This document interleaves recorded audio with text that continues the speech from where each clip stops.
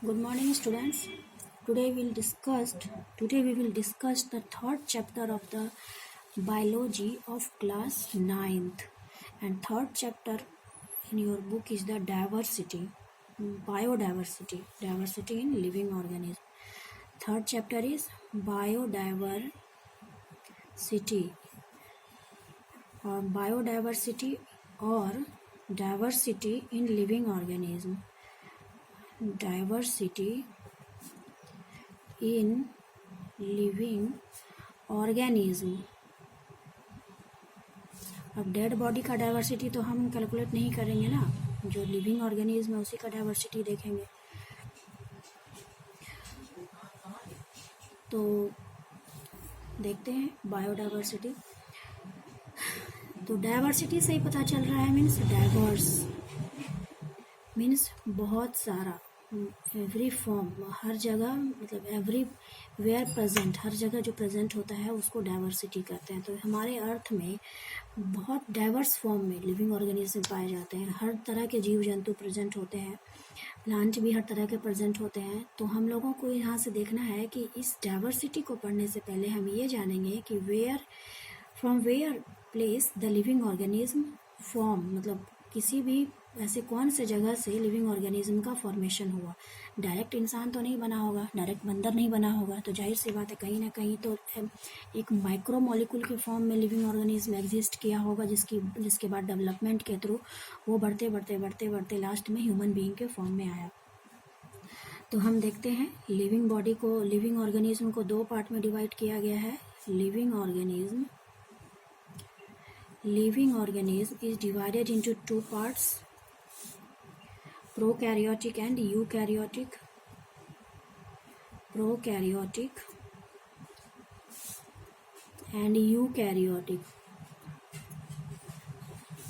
ठीक है।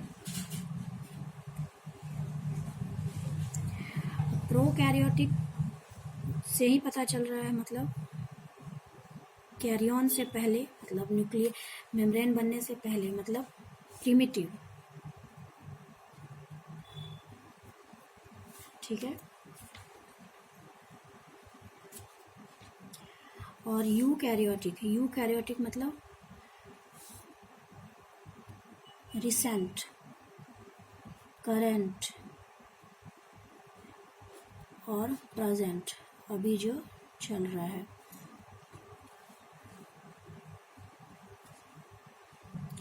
जब हम लोग सेल पढ़ रहे थे तो मैं उस टाइम बताई थी कि how can we distinguish between the prokaryote and eukaryote.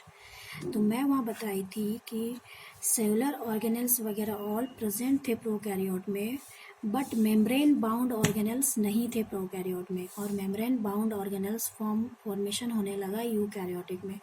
Chromosome जो था वो क्रोमेटिड फॉर्म में था, वो डेवलप नहीं कर पाया था क्रोमोसोम के फॉर्म में।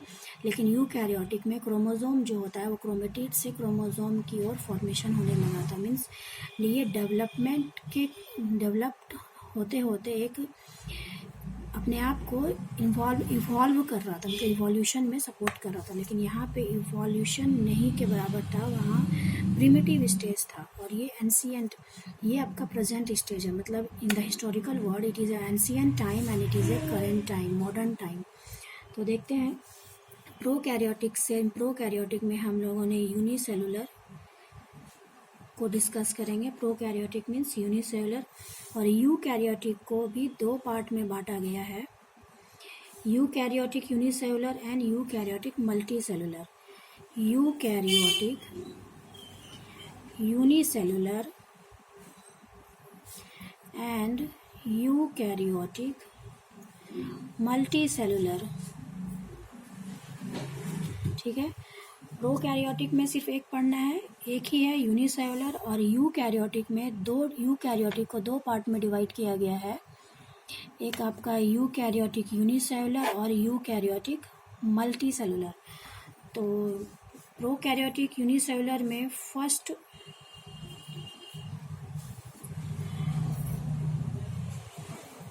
किंगडम है मोनेरा। हमें इसके अंतर्गत 5 किंगडम पढ़ने हैं, मोनेरा, प्रोटिस्टा, फंगाई, प्लांटिया और एनिमेलिया। ये 5 किंगडम हमें पढ़ने हैं। तो अभी हम पढ़ रहे हैं Monera.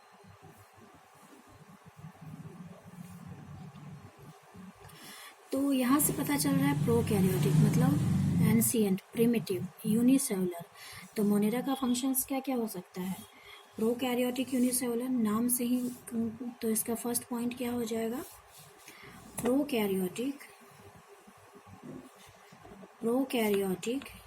Unicellular organism.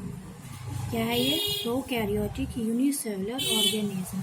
Cell wall present होगा, सेल वॉल प्रेजेंट हो भी सकता है और नहीं भी हो सकता है। Cell wall may or may not present means जब ये प्रिमिटिव है तो प्रिमिटिव में तो प्रोकैरियोटिक यूनिसेलुलर है first point. Second one is the cell wall present हो भी सकता है, नहीं भी हो सकता है। Third is the it may be autotrophic और हेटेरोट्रॉपिक, ऑटोट्रॉपिक और हेटेरोट्रॉपिक। मतलब ये ऑटोट्रॉपिक भी हो सकता है और हेटेरोट्रॉपिक भी हो सकता है। अब इसका एग्जाम्पल क्या क्या हो सकता है? सबसे प्रिमिटिव में क्या था? यूनिसेलुलर में तुम्हारा बैक्टीरिया वगैरह आ जाएगा। तो बैक्टीरिया के भी बहुत सारे टाइप्स हैं, माइकोप्लाज्मा, साइनोबैक्टीरिया। तो इसमें आ जाएगा माइकोप्लाज्मा, साइनोबैक्टीरिया। ठीक है, तो ये आपका मोनेरा किंगडम खत्म हुआ। तो यहाँ पे देखते हैं किंगडम में 5 किंगडम पढ़ना है। Monera, second one is protista, third one is fungi, fourth one is Plantae and fifth one is animalia. ठीक है, तो ये आपका मोनेरा किंगडम पढ़ा हम लोगों ने। अब सेकंड जो है ये हुआ आपका प्रोकैरियोटिक यूनिसेलुलर का पार्ट, मोनेरा किंगडम। ठीक है, तो अब हम जानेंगे यूकैरियोटिक यूनिसेलुलर का पार्ट। ये हम जानेंगे यूकैरियोटिक यूनिसेलुलर का पार्ट। Eukaryotic unicellular. ठीक है, तो यूकैरियोटिक यूनिसेलुलर मतलब यूकैरियोट्स तो हो गया, मतलब डेवलप तो हो गया, लेकिन ये अभी तक सिंगल सेल में, क्योंकि डेवलपमेंट तो एक सीक्वेंस वाइज होता है, अचानक डेवलप तो ना होगा नहीं, धीरे धीरे डेवलपमेंट होता चला जाएगा। तो ये यूकैरियोटिक फेज में तो आ गया है, लेकिन ये अभी यूनिसेलुलर है, मतलब सिंगल सेल है। ये मल्टी सेलुलर में अभी चेंज नहीं हुआ है। तो यूकैरियोटिक यूनिसेलुलर में देखते हैं सेकेंड किंगडम प्रोटिस्टा, बटेस्टा नहीं, प्रोटिस्टा। प्रोटिस्टा क्या हो जाएगा? It is a eukaryotic unicellular organism, eukaryotic unicellular organisms. Second is cell wall may or may not present. Third is autotrophic or heterotrophic, autotrophic or may be heterotrophic, और last one is have locomotory organ, have locomotory organ means locomotion के लिए इसमें organ का development हो गया था। अब देखिए सब कुछ तो प्रोकैरियोटिक यूनिसेलुलर के जैसा ही है, सेल वॉल में भी प्रेजेंट और नॉट, ऑटोट्रॉफिक और हेटेरोट्रॉफिक, यूकैरियोटिक यूनिसेलुलर ऑर्गन, लेकिन one change is that locomotory organ present होता है।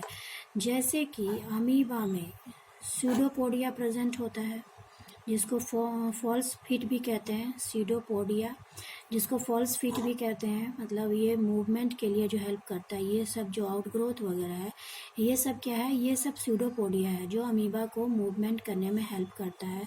मैं एक क्लास में बताई थी। तो ये लोकोमोटरी ऑर्गन प्रेजेंट होता है, जैसे कि आपका सीलिया में, जैसे कि आपका पैरामीशियम में सीलिया जो है वो लोकोमोटरी ऑर्गन है, यूग्लिना में वो फ्लैजिला जो है वो लोकोमोटरी ऑर्गन है। तो इसमें एक चेंजिंग हुआ कि लोकोमोटरी ऑर्गन का डेवलपमेंट हो गया। तो ये आपका हो गया दो पार्ट, एक प्रोकैरियोटिक यूनिसेलुलर और एक यूकैरियोटिक यूनिसेलुलर। तो दो किंगडम आज हम लोगों ने देखा, प्रोकैरियोटिक यूनिसेलुलर और यूकैरियोटिक यूनिसेलुलर। प्रोकैरियोटिक यूनिसेलुलर में हम लोगों ने मोनेरा देखा और यूकैरियोटिक यूनिसेलुलर में हम लोगों ने प्रोटिस्टा देखा। मोनेरा प्रोटिस्टा में almost all characters are same, but one thing is difference is that protista has a locomotory organ but monera has absence of locomotory organ, मतलब इसमें लोकोमोशन नहीं था। और जिस तरह से डेवलपमेंट होता चला गया, तो डेवलपमेंट होने के साथ साथ one changed is that it contents locomotory organ, मतलब वो लोकोमोटरी ऑर्गन करता है मूवमेंट के लिए। अब जब इसमें लोकोमोटरी ऑर्गन आ गया है तो जाहिर सी बात है यूकैरियोटिक मल्टीसेलुलर में ये एक जगह से दूसरे जगह मूव कर सकते हैं। मीन्स अगर ये पहले पानी में पाए जाते थे तो धीरे धीरे ये आपके लैंड पे भी आएगा। तो ये सब हम लोग नेक्स्ट क्लास में देखेंगे और क्या क्या चेंजिंग होता है इसमें ये मैं बताऊंगी। तो आपका प्रोटिस्टा का एग्जांपल्स तो मैंने बताया, इसमें क्या क्या आ जाएगा, अमीबा आ जाएगा, पैरामीशियम आ जाएगा एंड यूग्लिना आ जाएगा। अमीबा का लोकोमोटरी ऑर्गन सूडोपोडिया है जिसको फॉल्स फीट कहते हैं, पैरामीशियम का लोकोमोटरी ऑर्गन जो है वो सीलिया है, यूग्लिना का लोकोमोटरी ऑर्गन जो है वो फ्लैजिला है। ये सब आप लिख लेना और आई थिंक ये चैप्टर बहुत अच्छे से समझ में आ गया होगा आज का टॉपिक। नेक्स्ट टॉपिक हम लोग डिस्कस करेंगे यूकैरियोटिक मल्टीसेलुलर, फंजाई, एनिमेलिया और प्लांटिया। आज के लिए थैंक यू।